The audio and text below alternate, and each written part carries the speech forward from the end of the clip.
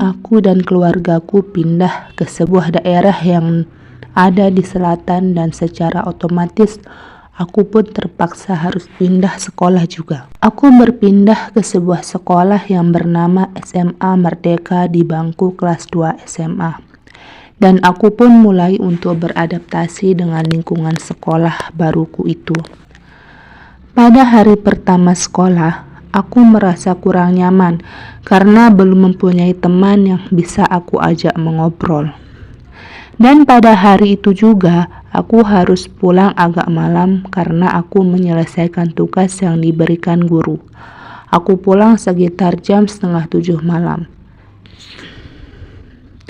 Ketika aku akan menuju ke gerbang sekolah, aku menyempatkan diri dahulu untuk menuju perpustakaan karena ada buku yang harus aku pinjam demi kelancaran belajarku. Namun di perpustakaan sangatlah sepi, tak ada satupun pengunjung. Apa mungkin sudah malam ya? Tapi kan biasanya masih ada yang menjaga perpustakaan jika semua murid belum keluar. Mungkin petugas perpustakaannya sedang tidak ada, ujarku sendiri dengan kebingungan. Awalnya aku merasa ketakutan karena suasana perpustakaan yang bagiku seperti suasana di film-film horor. Namun aku merasa lega karena di dalam ternyata masih ada seorang siswa yang sedang membaca novel sepertinya. Tetapi aku bingung kenapa dia membaca novel. Jarang sekali laki-laki suka membaca novel. Aku pun memberanikan diri untuk menyapanya. Namun, sepertinya dia sedang serius membaca novelnya. "Maaf, nama kamu siapa?" tanyaku. Ia tidak menjawab. Ia tetap saja serius dalam membaca novelnya. Dan seketika mukanya berubah menjadi pucat. Di situ pikiranku buyar. Aku ketakutan. Sebenarnya dia siapa? Aku pun terbujur kaku. Aku tidak bisa mengucapkan sepatah kata pun. Kakiku seperti ada yang menahan dan mataku tertuju kepada laki-laki itu. Dan tidak lama kemudian badanku tumbang. Dan entah apa yang terjadi setelah itu, aku pun tak tahu. Keesokan harinya, aku sudah dikerumuni banyak orang di ruang UKS. Di situ ada wali kelas baruku dan di situ juga ada kedua orang tuaku yang sangat terkejut melihatku baring lemas di kasur, dan yang parahnya lagi, di situ ada seperti orang pintar yang biasa mengusir setan. Apakah aku semalam bertemu dengan sosok yang tak ada di dunia nyata? Apa siswa itu adalah jelmaan dari makhluk halus? Kepalaku benar-benar pusing sekali, ujar aku dalam hati setelah bangun dari pingsan semalam. Ketika itu semua murid yang melihatku dipaksa untuk keluar dari UKS karena kasihan melihat aku banjir air keringat. Dan di ruang UKS hanya tersisa kedua orang tuaku, orang pintar itu, dan wali kelasku. Aku saat itu belum bisa berbicara sepatah kata pun. Untuk bergerak pun sangat sulit, seperti orang yang terkena stroke saja.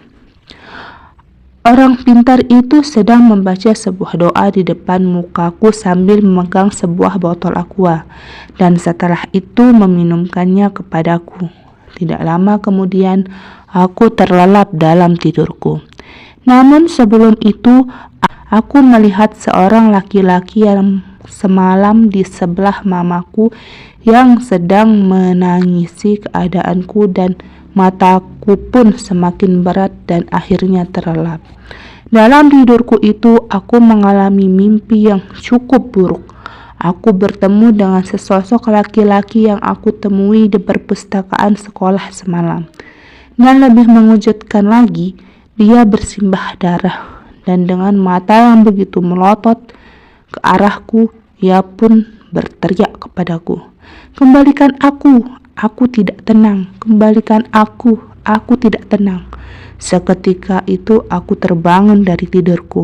Orang-orang yang menungguku dari tadi pun bersyukur atas bangunku dari tidur tersebut. Aku pun langsung menceritakan semua mimpiku kepada orang yang ada di situ, dan mereka pun merasa terkejut. Salah seorang siswa pun angkat bicara.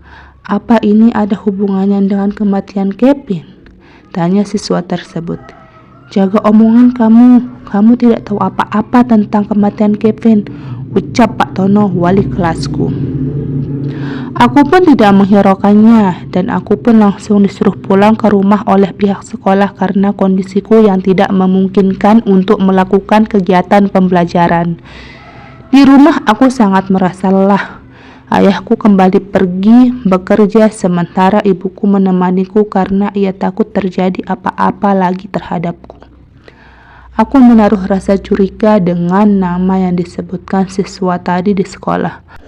Aku penasaran untuk mencari informasi lebih lanjut. Keesokan harinya, aku kembali ke sekolah karena kondisiku sudah cukup membaik. Meskipun sempat dilarang oleh ibuku, tapi aku tetap memaksa untuk kembali ke sekolah karena aku sangat penasaran dengan nama Kevin itu. Sesampainya di sekolah, aku langsung mencari siswa yang kemarin mengatakan nama Kevin. Aku menemukannya di perpustakaan. Namanya adalah Dwin. Ia mengatakan bahwa Kevin adalah teman dekatnya saat ia masih hidup. Dwin sangat sayang kepada Kevin karena sudah dianggap seperti saudara. Suatu ketika Kevin menghilang begitu saja tanpa sebab. Dan betapa terkejutnya Dwin mendapat kabar bahwa Kevin telah meninggal. Tapi Dwin tidak diberitahu penyebab kematian Kevin. Dwin berpikir Kevin meninggal karena penyakit. Selama ini Kevin menderita penyakit leukemia. Sekolah seakan-akan menutupi kematian Kevin, sehingga membuat para siswa bingung akan kematian Kevin. Dan sampai sekarang belum ada kepastian yang jelas apa penyebab kematian Kevin. Setelah mendengar penuturan dari Dwin, aku semakin penasaran penyebab kematian Kevin. Aku berpikir sepertinya Kevin telah masuk ke dalam jiwaku untuk mengusut tuntas tentang kematiannya. Aku pun mengajak Dwin untuk menyelidiki apa penyebab sebenarnya kematian Kevin. Akan tetapi Dwin tidak mau dikarenakan dia sudah menyelidiki kasus ini sendirian, namun hasil yang didapatkan tidak ada.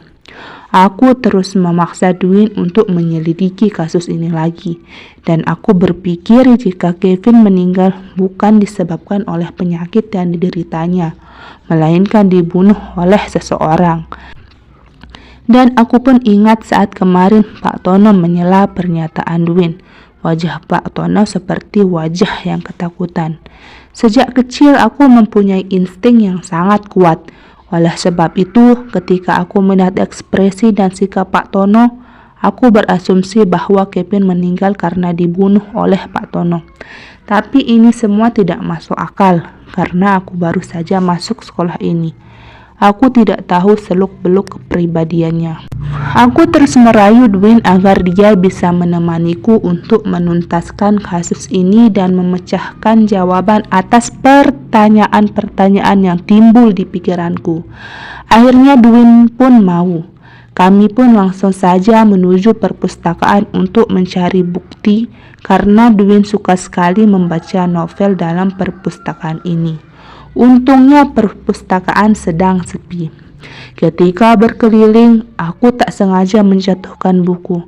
Ketika aku meletakkan buku, aku tak sengaja menyenggol buku di sebelahnya. Dan ternyata ada pintu rahasia di balik rak buku tersebut. Aku berteriak memanggil Dwin. Kami pun langsung masuk. Ketika memasuki ruangan itu, kami mencium bau yang tidak sedap seperti bau hewan yang telah lama mati. Kami mencari asal bau itu. Betapa terkejutnya kami, bau itu ditimbulkan oleh mayatnya Kevin yang berada di dalam kotak. Aku terdiam kaku dan Dwin pun histeris menangis melihat kawan akrabnya telah meninggal.